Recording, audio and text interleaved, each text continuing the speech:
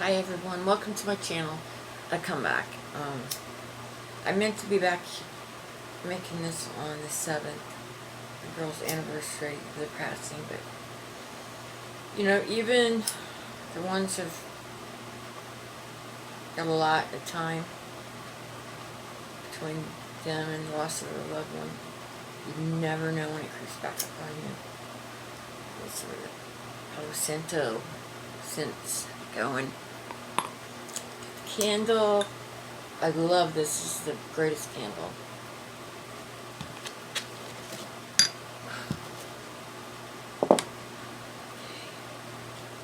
You know, I've said all my prayers, and I'm gonna talk about Sarah first, and her accident. And, you know, I can remember the day, how it started. The last thing I said to her, and I just remember everything about that day. And you know, you hear about a child being lost, and the parent knows immediately, you know, something's up. It was really strange, because we'd gone to the baseball game to see my nephew play. And when we left, I had a message, and I played it back, and it was from Sarah. It was where she must have hit, like a, you know, butt dial call. And anyways, I could hear the music in the background, and it just went on, and I could hear the music playing, and, you know, and it was really strange. The moment that I erased that, something said, maybe you shouldn't have. Had no clue.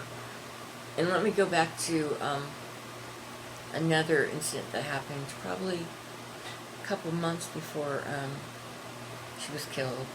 And that was, I got a call in the middle of the night. I mean, like 3 in the morning, you know, something like that. It was from my brother, and he's a firefighter, and he asked me if Sarah was there. And I said, yeah. And he goes, are you sure? Can you go check? And I thought it was odd, but I went and I checked, and she was asleep in her bed. She just had moved home recently. And it was really strange. And then he told me, he said that he'd had a run that night, and that they had an unidentified young lady, and it looked like my daughter. And my brother was frantic about it. Then my aunt, she had a dream about Sarah. She was in a car accident. She lost her son, oh gosh, the prior year before I lost Sarah to a car accident. Beautiful soul. So she had this dream, and she told Sarah about it. And I remember Sarah said to her, well, how long do I need to be careful, Aunt Carol? It was like, Sarah, always be careful. But anyways, she was just a pure angel. The night she was killed, it was the 7th of June. And we were getting called about 11 at night. I think the call for help went out, you know, at 10 something for her. And my husband, who's now my ex, answered the phone, and it was his buddy, and he said, man, I think there's been a terrible accident in front of our house, and I think it's Sarah. And I could hear this conversation, and I'm automatic, you know, automatically a mother, you're up, and I was covering from a surgery I had.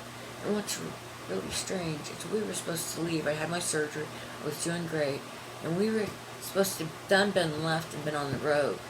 We were going to Florida. For some reason, we decided that we were going to wait till the next morning. Thank God. Thank God. Because I can't imagine driving home knowing your child has been killed. It was bad enough to drive from my house to my friend's house. And my husband just kept talking, asking questions, and I'm like up and ready, let's go, let's go, let's go. And I heard my husband say, there's crime scene tape. Well, that was it for me. I immediately knew. And I said, come on, that means somebody's dead. And I'll never forget the drive over. God, it was god awful. I was such anxiety because I wanted to be there so bad. Bear with me. I mean, I'm not going to be emotional. Yesterday I've had a really emotional day. I don't know what that's about, but anyways, when we pulled onto the main road, it was a straight shot. You could see down to the house that ran in front of my friend's house, and that my daughter's car accident was at. And I can remember seeing huge lights lit up the whole area, and they weren't letting traffic down through it. They blocked it off, so we knew to drive around and come up the alley in my friend's house. And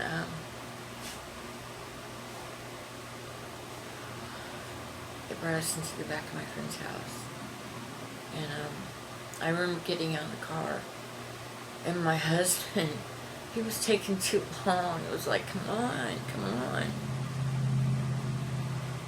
And I kind of, was running. And I will never forget the sight. As I came up over the hill,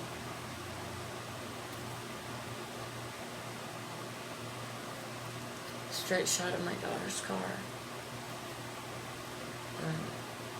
All you could see was bits of white. It was crushed. I mean, like a tin can. I'm not kidding. And they had a white sheet over what was the passenger's door.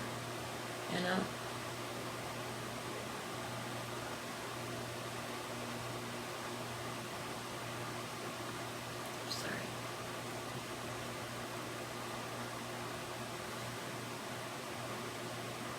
I went down to my knees. And my friend's husband was coming up the hill as I was coming up over. And I said to him, Timmy, please tell me, is it her? And he said, Kim, I just can't tell you that. And so, sorry, when I did come up over the hill,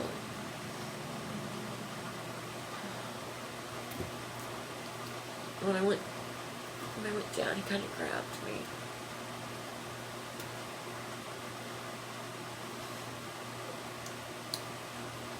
And I kept trying to get up. I wanted to get to my child. Even if she was gone, I wanted to be with my child. I wanted to pray. But it wouldn't let me. And the chaplain came up to me.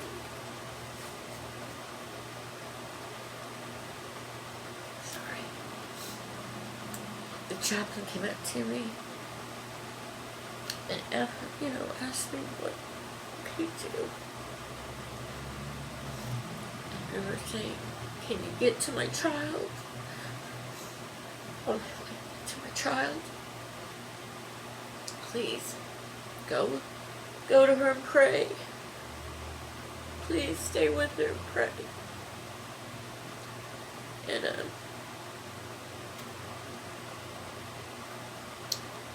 he also asked me if there was anyone they could get a hold of. And I said, my brother is a fireman.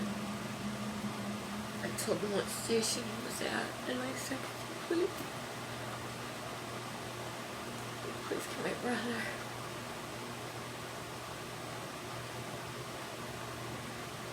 And next thing, I can remember being in my friend's living room. And I can remember such a shock.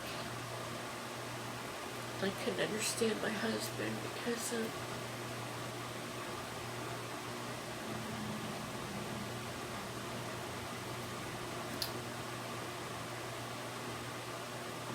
wasn't there for me.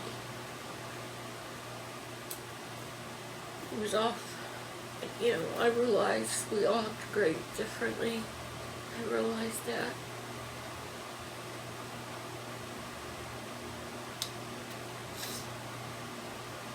I would say, my brother, just gave me the most support. He was there for me. And I'll get back to him a lot during my stories because he's been a lot of them. Anyway, it seemed like minutes until my brother was walking in the door.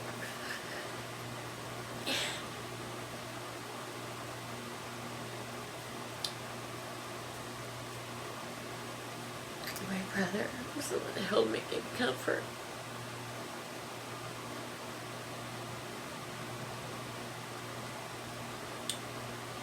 And I can remember thinking, this can't get any worse.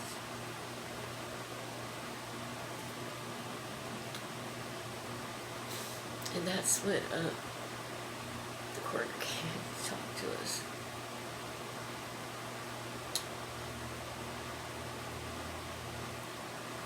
And shared things. Some things I don't want to share. It's too personal. And I want to say to all the YouTubers that are into criminal, you know, cases and stuff, hey, I am too. I am too.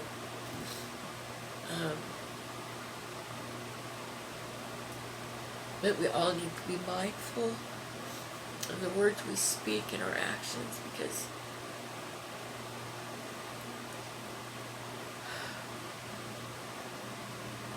being on the other end of that and being a family and having things said, and you know, when the worst you can imagine is happening, it is extremely, extremely, extremely painful. And we're going through enough. Now, I think when there's cases that, you know, we're still looking for, you know, their remains in these children's cases, absolutely. I think we need to be diligent on that. But be mindful of the stories covered of the families that have lost loved ones, because it's really, and to be put out into the public eye and have everything about your family, it's really hard. And as getting back to my story, and as the words were coming from the coroner, every time she told me something, I kept thinking, it was like being punched full force, and your wind knocked out of you, and you're thinking, oh wow, this can't be no worse. This cannot be any worse. And with everything said, it got worse. And my daughter was killed instantly. Her neck was broke. They put the blame on her. She was actually at her boyfriend's house, waiting on him to return. Happened to be on the corner across the street from my, kind of catty corner across the street from my friend's house. And she happened to be there that night. And was waiting on her, and him, I should say, I'm sorry. And he didn't show up. He was off. I think it was a Friday night. Kids. He was off with his buddies, and she was, you know. But anyway, she left the house. And she was at the stop sign right in front of the house. And so if this was her, okay, well no, this would be her at the stop sign. This is the car that hit her, okay? Um, she thought her seatbelt was on. She came up, and I believe what happened is she saw this car, but did not realize how fast it was going, pulled out, and she realized and tried to gas it and but didn't. She was hit in a residential area where it's 25 miles an hour. She was hit by a brand new Durango doing 70 miles an hour. And her car was just, crushed.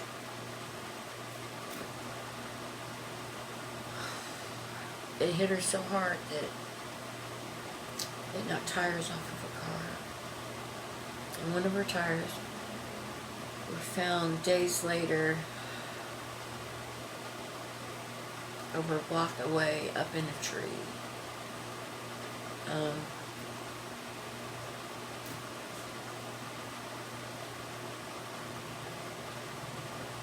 The girls have been drinking, partying for days. They've been up.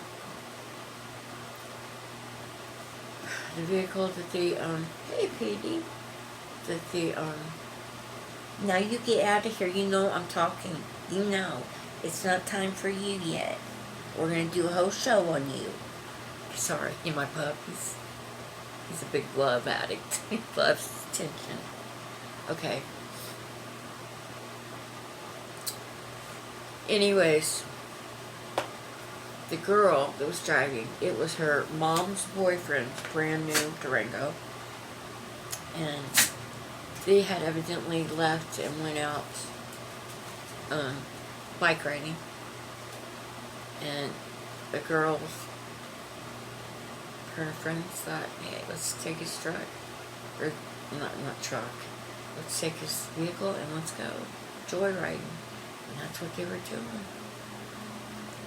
And the girl was under 18, so immediately her parents were called, and they immediately got down there. They were on their bikes, they came with their friends, and they immediately got down there and put a stop to,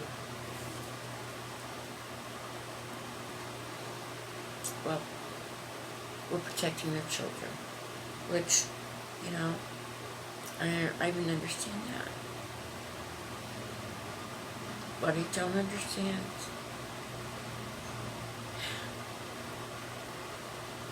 is how you can take someone's life, speeding like that,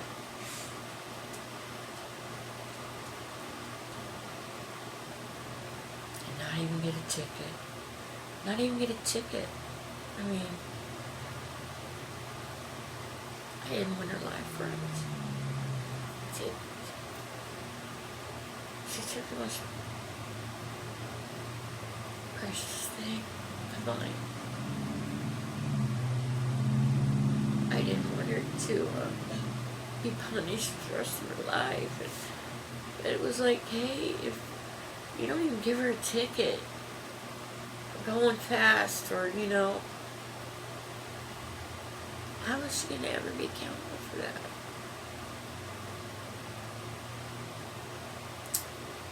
That's another story. I made peace with it. I had to. I had to make peace with it and let it go, because if I didn't, it would eat me up inside and destroy me. And it would. That's what it does to us. So be leery of that. Be aware of it. And I was at my friend's house. Oh my gosh. It must have been around 4 before that, because I wouldn't leave until my baby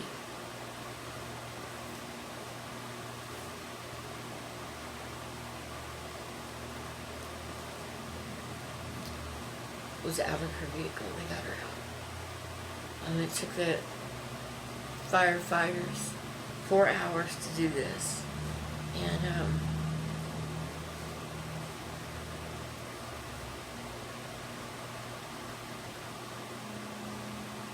I want to thank them, because they were truly heroes.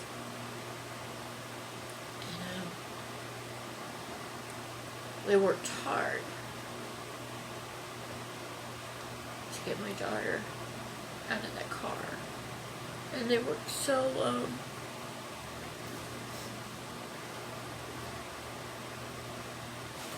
kind.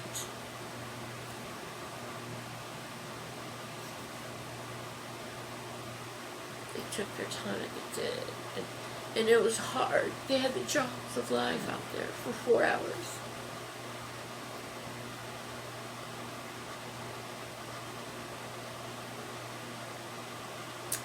Got her out. And as soon as they closed the doors, my brother said, "Are you ready to go home now?" And my family became homeless. My mom and came down there, and my aunt. It was hard. And I can remember. So when I hear about parents lost a child, my heart immediately goes out to them, because I know what they're going through. I know what they're thinking. I know what they're feeling. They're in such shock. I can remember thinking,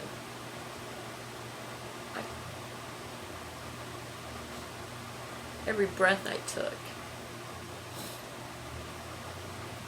was pain to me. And I can remember thinking, my God, I haven't made it a day. How am I going to do this? How am I going to get through this? How am I going to live without my child?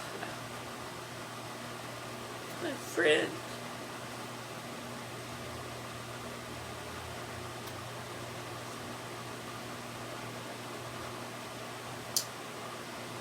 I'm here to tell you, you make it. At first, you make it moment by moment, minute by minute, hour by hour, day by day, week by week, month by month, year by year.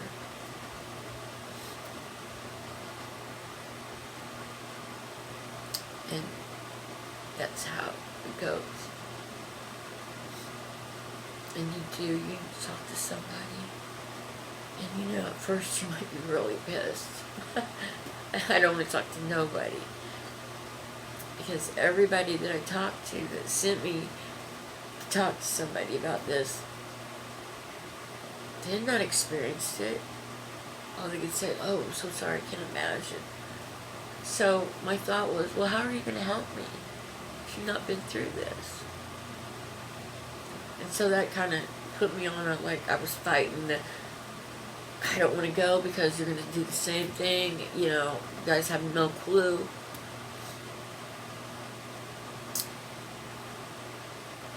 You just keep looking until you find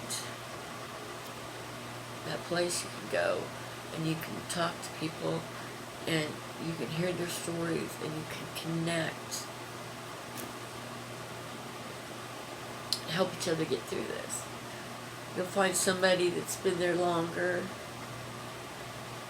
and what they've been through, they can share with you. And then when you get stronger, you're going to help somebody. That's where you find your power to help. You help others. And you just know that you have not lost your child forever. You've just lost them in this world that we're in, the physical. But their energy and their spirit and their soul's alive. And you will be with them again.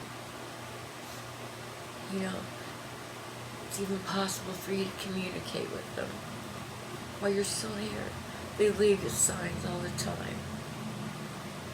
Signs can be anything from a penny on the ground to a feather to a song comes over the radio and the words to that song. So listen carefully to everything. And even, I mean, people even leave signs for you in billboards and names and numbers, you know. And the more that you can connect to that, the stronger you will get. And you will get through it.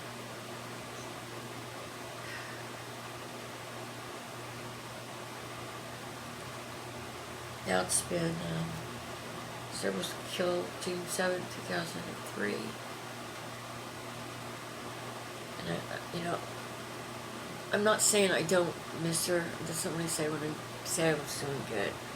I miss her every day. I think about her every day. I think about her when I wake up. I think about her before I go to sleep.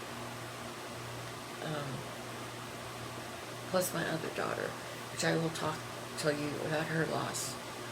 Maybe later I'll make another video tonight on that. It's kind of right now. I kind of need to, you know, strengthen up, look up for that. It's not easy, but it's doable. And I'm here to tell you, you know, I thought a lot of things when my daughter died. I thought I wanted her here. Even my daughter's neck was broke. Because my daughter had lived, she wouldn't have been her. So, wanting her to keep her there, that would have been selfish of me. I had to let her go. And, to know that she was okay. Nobody was going to hurt her anymore. Nobody was going to use her. Like, I was really kind-hearted. I mean, I heard this story after my daughter's passing. It's so true. My daughter was working at a university at night, cleaning. She was working housekeeping. She was taking classes down there. And if you work down there, you got big discount on going to school. So she was taking classes, was doing that, and I found out she got her tax check, like, you know, maybe a month before or whenever. That doesn't matter. All I know is the story I heard was she worked with this girl, and the girl had quite a few children, and she was having a hard time making it, and she was crying and confided into my daughter Sarah one night that she was going to be evicted. She wasn't going to have a home for her children, and she couldn't pay the rent. She was behind. And my daughter gave her that money out of her tax check to that woman. That's how both of my daughters were. I mean, you know, if you were in trouble or if you needed something, boom, ask. I mean, you didn't ever want to say, oh, I like that shirt. I mean, I'm telling you. Here. Very giving and loving, and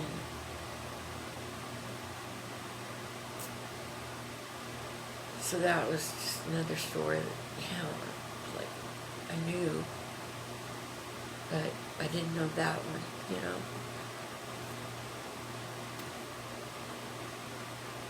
But I will be back and I will tell you the story of Rebecca. Her journey was a lot harder.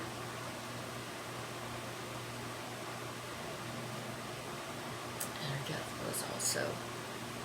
And so I have that whole story to tell you, and then, then I'll go and talk to you about what I know firsthand, being married to somebody that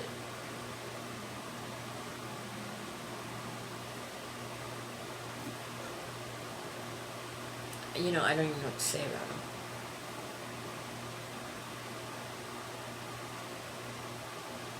But it's a story of abuse, of womanizing,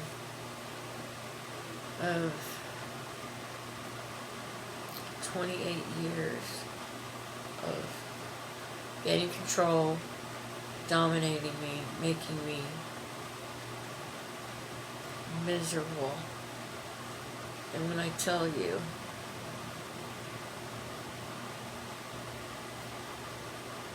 that man never comforted me behind closed doors. Never.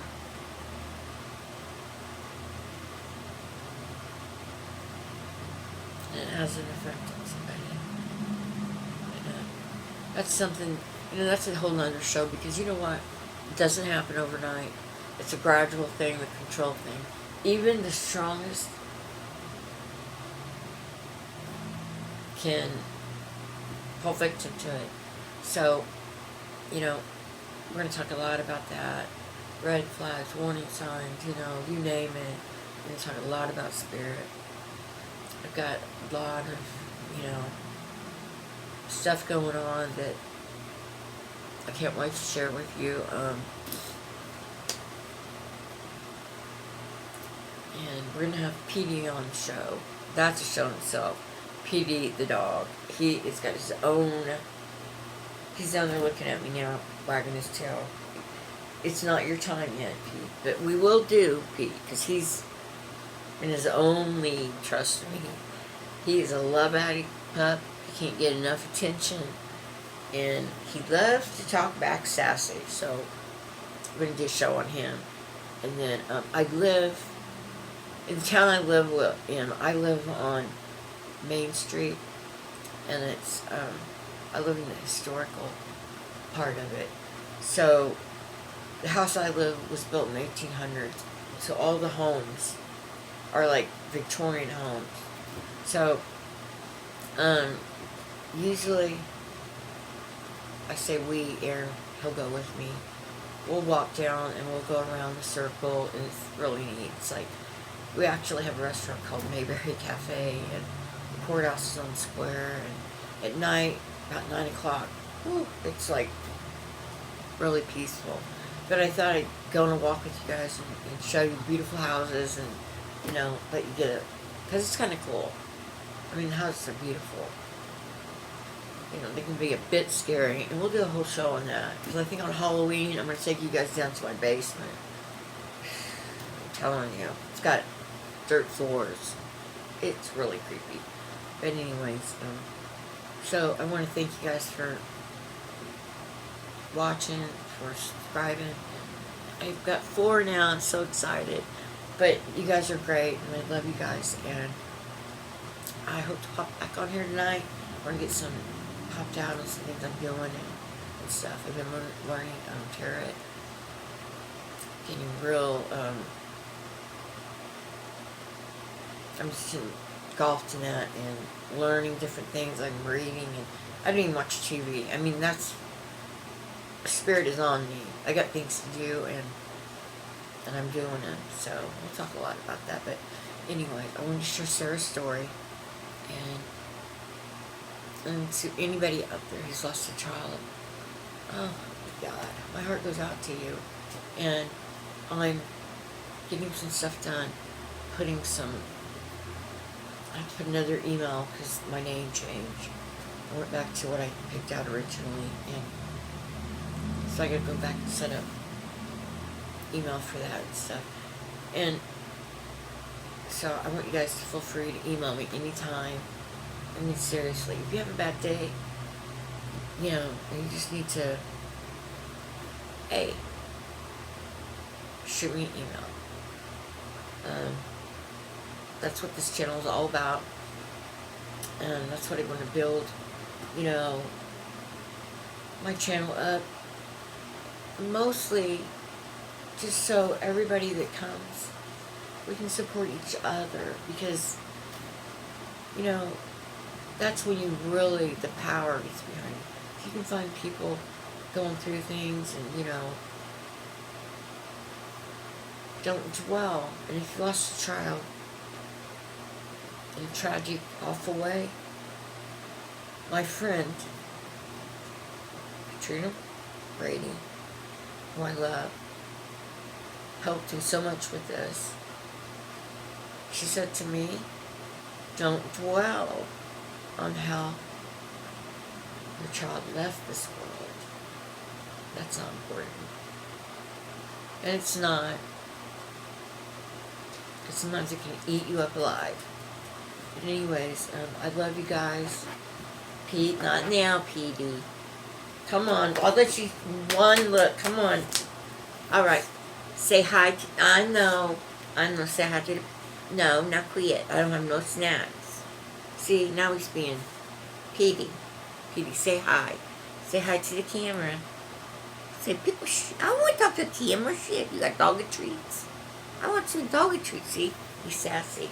Go get you some doggy treats. Go tell your dad. Okay, I love you guys. Look forward to talking with you more and hearing your stories. And like I said, come back, like, subscribe. I love you all. We're gonna do great things. Great things.